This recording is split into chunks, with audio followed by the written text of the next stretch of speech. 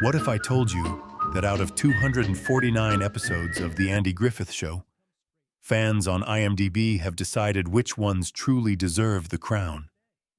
That's right after all the fishing trips, Barney's blunders, and Aunt B's, let's just say, interesting pickles. There's finally a ranking. Now, don't worry, we didn't pull these out of a hat down at Floyd's barbershop. This list comes straight from IMDb ratings, meaning thousands of fans just like you weighed in. The scores may shift a little over time, but today, we're counting them down to see which episodes made viewers laugh the hardest, cry the most, or just shake their heads at Barney's latest disaster. And before we hit number 1, yes, we'll sneak in some honorable mentions, because let's be real, Mayberry's greatest moments can't all be squeezed into a top 10, no matter how hard you try. So buckle up, because we're about to stroll through Mayberry's finest hours, and trust me, you won't want to miss who ends up on top. All right, let's kick this list off with number 10, Citizen's Arrest. Picture this: Barney's just pulled a quick U-turn, feeling all high and mighty behind the badge, but Gomer, of all people, pipes up and shouts the words no deputy ever wants to hear. Citizen's arrest, citizen's arrest. Suddenly, Barney isn't the one handing out justice, he's the one receiving it. What follows is pure Mayberry gold. Barney's pride deflates faster than one of Aunt B's biscuits, and Andy's stuck playing referee between his buddy and the town mechanic. Fans love it because it's classic Barney, overzealous, sensitive, and just plain funny. Sliding in at number 9, 3 Wishes for Opie. This one takes us straight into Mayberry's version of a fairy tale. Thanks to a silly fortune-telling game, Barney becomes convinced that mystical forces are at work. Opie, meanwhile, gets wrapped up in the excitement, and suddenly everyday life in Mayberry feels like it's under some kind of magical spell. Of course, it's less Disney wish-granting and more Barney stumbling through superstition. The laughs come from watching Opie's innocence clash with Barney's over-the-top imagination. It's a reminder that in Mayberry, even the simplest games can spiral into a full-blown comedy of errors. Coming in at number 8, Opie the Birdman. Now, if you thought Mayberry was all laughs, this episode proves otherwise. Little Opie accidentally kills a mother bird with his slingshot, and suddenly, the fun-loving kid is carrying the weight of the world on his shoulders. Andy, in classic dad mode, doesn't yell, doesn't scold, he lets Opie figure it out for himself. The boy ends up raising the orphaned baby birds until they're ready to fly. And when they finally do, Opie looks out the window, sees that empty birdcage, and delivers one of the show's most touching moments. It's heartfelt, it's tender. And yes, every single viewer reached for the Kleenex. Now at number 7, Barney in the choir. If you've ever been in a church choir, you know there's always that one person who thinks they're nailing it. But really, they're not even close. In Mayberry, that person is, you guessed it, Barney Fife. His off-key warbling threatens to derail the whole choir, but nobody has the heart to tell him. Enter Andy, the king of creative problem-solving, who finds a way to let Barney sing his heart out without destroying everyone else's eardrums. It's warm, it's funny, and it's proof that sometimes love and patience can be louder than the worst voice in the room. At number 6, Man in a Hurry. Here's the setup: a stressed-out businessman, engine trouble, and the worst possible timing, he's stuck in Mayberry on a Sunday. To him, it's a nightmare. No phones ringing, no meetings to rush to, and worst of all, nobody else seems to care. Andy's rocking on the porch, Gomer's tinkering at his own pace, and the whole town's moving slower than molasses. At first, the man's about to lose his mind, but then something happens. He starts to see the charm in it. By the end, he's sipping iced tea with the Taylors and wondering if maybe life doesn't have to move at 100 miles an hour. It's one of those episodes that makes you laugh, then stop and think. Maybe Mayberry's onto something. Sliding into number 5, Barney's first car. Oh, Barney. He finally saves up enough to buy his very first set of wheels and, of course, he gets taken for a ride. Literally. The car is a total lemon, and one breakdown after another turns his dream into a roadside circus.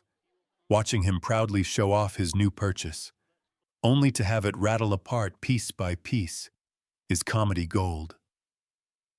But beyond the laughs, there's that little Mayberry message even the most careful deputy isn't immune to a bad deal. And sometimes the best lessons come with smoke pouring out of the engine. At number 4, The Haunted House. Now, if you think Mayberry is all sunshine and fishing poles, this episode throws in a little spooky fun. Barney and Gomer get sent to check out the old Rimshaw place, a house that everyone swears is haunted. Of course, these two aren't exactly ghost hunting material. Every creak of the floorboards, every gust of wind, has them jumping out of their skin. By the time they discover what's really going on, it's clear the only spirits in that house were fear and imagination. It's silly, it's classic, and it proves once again that Barney plus Gomer equals pure comedy chaos. Coming in at number 3, The Pickles Story, Aunt Bee decides to make homemade pickles. And let's just say, they're not exactly award-winning. In fact, they taste more like turpentine than cucumbers. But here's the problem: Andy and Barney can't bring themselves to tell her the truth. So what do? They fake their way through it, pretending her pickles are the best thing since sliced bread. The lie snowballs, leading to jars upon jars of those dreaded pickles piling up. It's a hilarious mess wrapped in kindness, because in Mayberry, protecting Aunt Bee's feelings is more important than protecting your taste buds. At number 2, The Christmas Story. It's Christmas in Mayberry. But things take a turn when old Mr. Weaver insists that local family man Sam Muggins has to spend the holiday in jail.